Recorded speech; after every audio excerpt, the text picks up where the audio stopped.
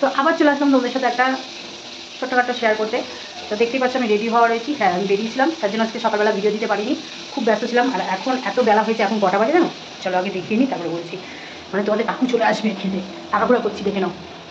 2:40, 2:40 বাজে, আমার কিন্তু এখন রান্না হয়নি। আমি দৌড়িয়ে দৌড়িয়ে রান্না করছি, আর তার মধ্যে তোমাদের সাথে একটু শেয়ার করছি কিছু কথা।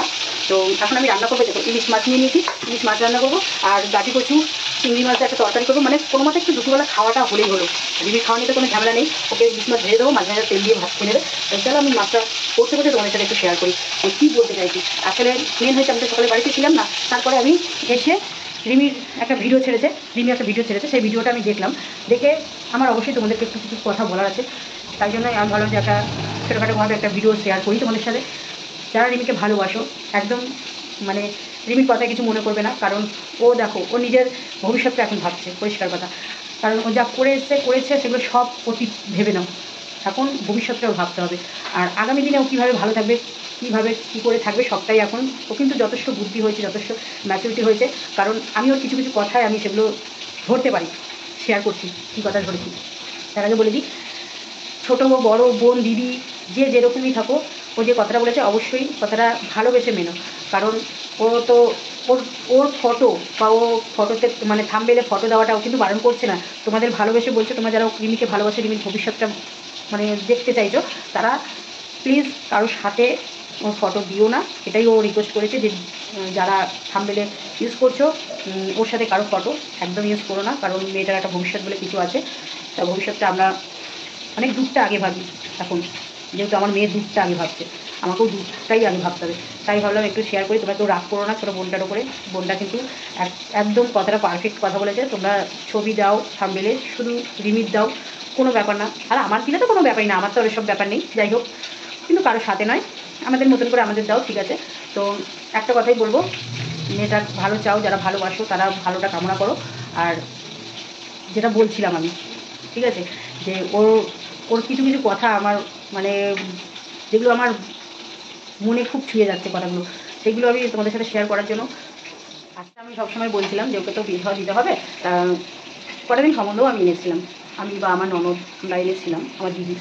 তা তখন কিন্তু মেয়েটা বলেছিল না, আমি ওই বয়সে বিয়ে করবো না, মানে ছেলের বয়সটা আমরা এখন চাই। আমার ছেলেটার বয়স হবে মেয়ের থেকে, মানে আমার মেয়ের তো এই 21 পড়বে, তাই জন্য আমরা চাই 7 থেকে 8 বছরের বড় হোক। কারণ ওকে বুঝবে, ওকে ভালোবাসবে, ওকে কেয়ার করবে, সেরকম একটু বয়স না হলে হয় না। আর আমি ওই 2-3 বছরের বড় আর আমি দেবো না, কারণ একবার মেয়ে ভুক্তভোগী, আমি আর চাই না ভুক্তভোগী হতে। তো সেই কারণে আমরা সম্বন্ধে এনেছিলাম, তখন মেয়ে একদমই রাজি ছিল না, সম্বন্ধগুলো আমাদের রিটার্নও করা হয়ে গেছিলো। তা এখন এই পরিস্থিতিতে দাঁড়িয়ে এখন মেয়ে কী বলে জানো, তোমাদের শুনলে তোমরাও বলবেন যে না, মেয়ের অনেকটা ম্যাচুরিটি এসছে। কারণ ওর কথাগুলো শুনলে সত্যি মন ছুঁয়ে যাচ্ছে। আমরা সেদিনকে বলেছি, দেখো তোমরা যারা বলছো ওকে বিয়ে দিও না, তাও তোমাদের কথাও ঠিক, কিন্তু একটা সঙ্গীতর অবশ্যই দরকার। কতদিন এই বোনকে নিয়ে ঘুরবে? কারণ ও যার সাথে ঘুরতে যাবে, যার সাথে যেখানে যাবে, তার কেউ না কেউ একটা থাকবে। আর ওর তো ব্যাচেলার, ওর তো কেউ কিছুটান বলে কেউ নেই, আর কেউ ওর হাতটাও ধরে ঘুরবে না।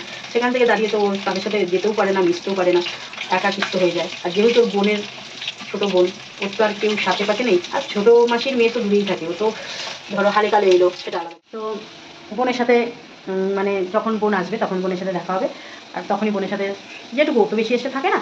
আর পিসির মেয়ে ও তো যখন রিমির এসব কাণ্ড কারখানা চলছিল তখন অনেকটাই ছোটো ছিল, এখন একটু বুঝতে পারবে, একটু বড়ো হয়েছে, এখন দিদিকে ভীষণ ভালোবাসে, ভীষণ। দিদি অন্তঃপ্রাণ হয়ে গেছে। তো যখনই দিদি ডাকে ও এক লাফ দিয়ে ছুটে চলে আসে। আর ওর তো ছোটো, ওরও কেউ নেই, দিদি ওর।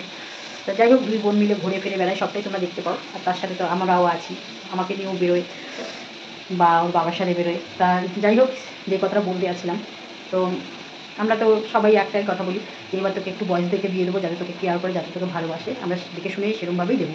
তো ও কি বলছে এখন, কি বলে, তখন তো না করতো, আর এখন কি বলে যে আমি বিয়ে করলে আমি একটু বয়স দেখেই বিয়ে করবো, যাতে সে আমাকে কেয়ার করে, যাতে সে আমাকে ভালোবাসে, সারা লাইফটা যাতে সে আমার সাথে কাটাতে পারে। তো আমি সেরকম দেখেই করবো, অল্প বয়সে আর করবো না, যাতে 2 দিন পর মানে কী বলবো, ক্যাচড়া লেগে থাকে। আর 2 দিন পর খুঁটিনাটি হতেই থাকবে। আর এটা এক বয়সের মধ্যে হলে কিন্তু এটা হয়, দেখবে প্রায় ঘরেই হয়, যেহেতু আমাদের ঘরেও কিন্তু হয়। আমরা আমরা কিন্তু এমন কিছু বয়সের ডিফারেন্স নয়, ঠিক আছে, তাই জন্য আমাদেরও খুঁটিনাটি হয়, কিন্তু আমরা অ্যাডজাস্ট করিনি। কিন্তু তোমাদের কাকু সেই ধরনের না, ছেড়ে দেবে বা ইয়ে করবে, কারণ অনেক অফারই এসেছিলো একটা সময় তোমাদের কাকু, যখন আমার কাছ থেকে 4 মাস আমার থেকে দূরে চলে গেছিলো, তখন তোমাদের কাকুর অনেক অফার এসেছিলো, অনেক অফার করেছে, সেগুলো আমি হোয়াটসঅ্যাপে আমার কাছে মানে তোমাদের কাকুর কাছে আছে, আমি দেখেওছি শুনেওছি, তোমার মেয়ে লাগবে এরকম টাইপের করেছে, ঠিক আছে। তো যাই হোক, আমি সেসব প্রসঙ্গে আসছি না, কিন্তু তোমাদের কাকু সেই ধরনের না বলে সেই ফাঁদে পা দেয়নি। অনেকে চেয়েছিল তোমাদের কাকুকে আমার থেকে আলাদা করার জন্য, কোনো মেয়েকে জুটিয়ে দেওয়ার জন্য, কিন্তু পাইনি। চ্যাপ্টারটা ক্লোজ করলাম। তো এখন মেয়েটা বলছি, যেটা মেয়েটা হচ্ছে যে মেয়ে এখন বলছে যে আমি বিয়ে করলে আমি বয়স দেখে বিয়ে করবো, কারণ সে যেন আমাকে সারা লাইফটা কাটাতে পারে। তা বুঝতে পারছো কতটা ম্যাচুরিটি এসছে, যে মেয়েটা আজকে 2 মাস আগেও আমাকে বলতো না আমি ওই বয়স ছাড়া, আমার থেকে 2 বছর 3 বছরের বড় হবে সেরকম ছাড়া আমি বিয়ে করবো না। এখন সেই মেয়ে বলে 28-29 বছর বয়স হবে তবে আমি সেই ছেলেকে বিয়ে করবো, তোমরা যদি দেখো আমাকে এই বয়সেই দেখবে। তো আমি সত্যি গর্ব, আজকে অনেক অনেক কিছু কিছু কথা শুনি ওর মুখ দিয়ে, খুব ভালো লাগে। তা ওর এই দিনটাই ম্যাচুরিটি আসার দরকার। আর একটা খবর, ও যে একটা কেস করেছিল না তোমার, 490 কেসটা করেছিল, 490 কেসটাও ও তুলে নিচ্ছে। হয়তো সামনের বুধবারে ডেট আছে, হয়তো ফোন করে জানিয়েছে ওকে, তোমাদেরও জানানো দরকার, তোমরা তো সবাই জানো কেস করা আছে, তাই তোমাদেরকে আমি ক্লিয়ার করে দিলাম। হ্যাঁ, কেসটাও তুলে নিচ্ছে, যেহেতু সব ওইদিকে মিটে গেছে। হ্যাঁ, তোমরা আবার যারা বলছো যে 6 মাস পরে আবার সই দিতে যাবে, তো হ্যাঁ একদম যাবে, নিঃসন্দেহে তোমরা থাকতে পারো, সইটাও অবশ্যই দিতে হবে। 4 মাসে যখন ও এতটা ডেভেলপ হতে পেরেছে, তো 6 মাসে নিশ্চয়ই ও আরও ডেভেলপ হবে, ঠিক আছে। আমিও জানি ও ডেভেলপ হয়ে যাবে আস্তে আস্তে, ও বুঝতে পারছে, ও নিজেকে অনেকটা বোঝার চেষ্টা করছে। তো সেই জায়গায় দাঁড়িয়ে ওই একটা সই দিতে অবশ্যই ও যাবে। আবার যখন সেখানে কেসটাই তুলে নিচ্ছে, বুঝতে পারছো, কেসটা তো যাই হোক পেন্ডিংয়ে ছিল, বা যেমনই হোক ও তো আর গিয়ে তোলেনি কেসটা, সেই কেসটাও তুলতে যাচ্ছে, আর বুধবার দিন কেসটা তুলে নেবে। তো এরপর থেকে তোমাদের আর আশা করি বোনের কোনো কথায় রাগ ঠাক করো না, আর বোন যেটা বলেছে বা দিদি যেটা বলেছে সেটা অবশ্যই শোনো।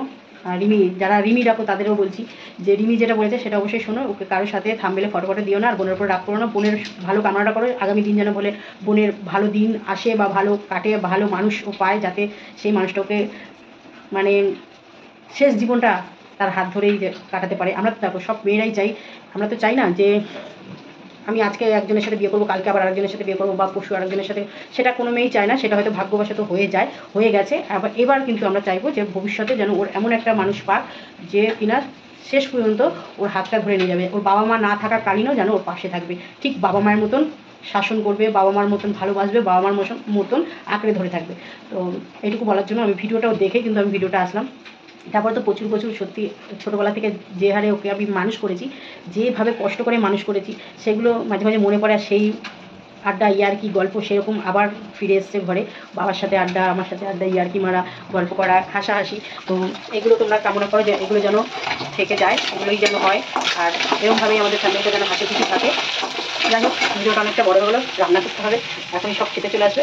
চলো টাটা, লাভ ইউ অল। কাকিমা কিন্তু ভুলভাল চুংচাং বলে দেয়, অনেকবার তুলতেও গেছি, তাতে কিছু মনে করো না, ঠিক আছে, কারণ খুব তাড়া ছিল, তাই জন্য ভিডিওটা তোমাদের জাস্ট একটু করে শুনিয়ে দিলাম।